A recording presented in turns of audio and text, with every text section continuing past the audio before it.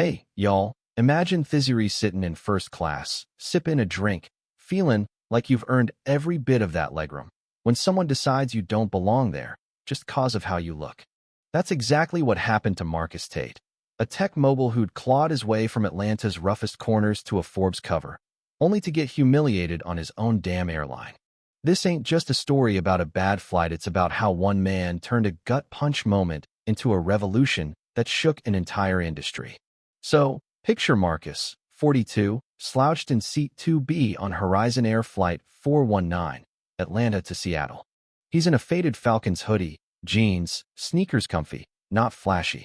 Nobody on this plane knows he's the new owner of Horizon Air, a secret he kept tight after his company, Tate Innovations, bought the airline a month ago. Why the secrecy? 'Cause Marcus wanted the real passenger experience, no VIP treatment, no red carpet, just the raw, unfiltered truth about how Horizon treats folks like him, a black man who doesn't scream billionaire at first glance. Growing up, his mama, Clara, worked double shifts at a diner, drilling into him that respect ain't about your bank account, it's about your humanity. That lesson stuck, and now, with billions in his pocket, Marcus was on a mission to see if Horizon lived up to that. Enter Lisa Harper, the flight attendant with a smile that didn't reach her eyes. She's got 12 years at Horizon, a stack of awards, but also a few buried complaints about treating certain passengers like they're invisible. "Sir, boarding pass, please," she says, hovering over Marcus like he's a shoplifter, while the guy in 2C, a white dude in a wrinkled polo, gets a "good morning, sir," and a grin. Marcus hands over his pass, calm as ever, but he's clocking everything. He's been here before, profiled in boardrooms, tailed in stores, questioned despite his success. This is why he's on this flight, to root out the rot he'd heard about in Horizon's customer complaints. An hour in, the meal service starts. The cabin smells like fresh bread and grilled chicken. Lisa's setting up trays with linen napkins for everyone except Marcus. She skips his row, doesn't even glance his way. He waits, thinking maybe she's distracted, but when she starts clearing drinks, he raises a hand. "Excuse me, think you missed my meal," he says, polite but firm. Lisa's smile tightens.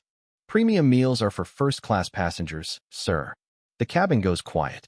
A Latina woman in 4A glances back, her face saying she's seen this movie before. "I'm in first class, 2B, Marcus says, pointing to his seat. Lisa's eyes narrow. "Let me see your boarding pass again." Third time she's asked. Marcus hands it over, and she studies it like it's a fake ID. "There's been a mix-up," she says. "You might be more comfortable in economy, less formal." The words land like a slap. Across the aisle, Sarah Morales, a sharp-eyed labor lawyer, puts down her book. "That's ridiculous," she snaps, pulling out her phone. "I've been watching this whole time, and it's blatant." Lisa's face flushes. "Just a misunderstanding, ma'am." But then she accidentally bumps Marcus's laptop, spilling wine all over it. The screen flickers, dies along with the only copy of a pitch he's due to give tomorrow. Sarah's recording now, and she's not subtle. "You're going to want to explain that to a judge," she says, voice like steel. Captain Robert Klein, a 20-year vet with a reputation for old-school rigidity, storms out of the cockpit. "What's the problem?" he barks, glaring at Marcus. "This passenger's causing a disturbance," Lisa says, her tone dripping with sarcasm. Marcus, still calm, lays it out. "I was denied service, asked to move to economy, and now my laptop's ruined." Klein barely looks at him. "Sir, we have standards in first class. If you're not comfortable, we can move you." Sarah jumps in. "I'm recording this, Captain." "You're digging a hole." Klein's jaw tightens. "Delete that. It's against policy." Sarah laughs. "FAA says I can record, and federal law trumps your policy." The plane lands in Seattle, and Marcus stays seated, texting his team. Code red at Horizon. "Meet me at gate C12 with legal and PR." As passengers file out, Lisa approaches, all fake courtesy. "You're free to deplane, sir." Marcus looks up, cool as ice. "Actually, we're all staying for a minute." The jet bridge door opens, and in walks Jamal Carter, Marcus's right-hand man, with a legal team and Horizon's head of HR, Elena Ruiz.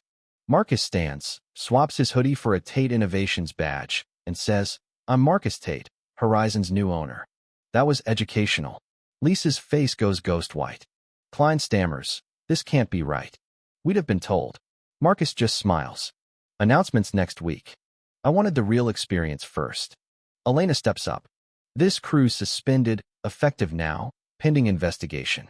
Sarah hands over her video, which plays on every cabin screen. Lisa's snubs, Klein's threats, all in HD. Klein storms off, muttering about lawsuits, while Lisa's eyes well up. I didn't know who you were, she whispers. Marcus shakes his head. That's the problem. You don't get to pick who deserves respect. By nightfall, Horizon Bias is trending. Passenger videos hit millions of views. Marcus, in Horizon Seattle HQ, watches CNN. Black billionaire exposes airline racism. The stock's down 10%. The board's panicking, but Marcus is calm. Elena's digging uncovers a VIP check system code for profiling non-white passengers. Former employees spill stories of retaliation for calling out bias. Marcus meets with Sarah, who's now advising his team. This isn't just one bad crew, she says. It's baked into the system. Marcus nods. Then we tear the system down. 3 months later, Horizon's transformed. New uniforms, anti-bias training, no more VIP checks. Lisa, after grueling retraining, becomes a trainer herself, owning her mistakes in front of new hires. Klein? He's suing, screaming cancel culture on talk shows, but another airline fires him for the same old tricks. Marcus, on a follow-up flight, meets Jordan, a young black grad in first class, nervous but treated right. First time up here? Marcus asks. Jordan grins. Yeah, feels good. Marcus hands him a card. We need folks like you at Horizon. This wasn't about revenge, it was about making a world where Jordan, or anyone, doesn't have to prove they belong. But was Marcus too harsh, suspending a whole crew? Or was it the only way to break a broken system? Drop justice in the comments if you think companies should face real consequences for bias, or mercy if you think Lisa deserved her second chance. Share this with someone who's seen unfairness up close. Your voice matters. Smash that like button, subscribe, and let's keep talking about what it takes to make things right.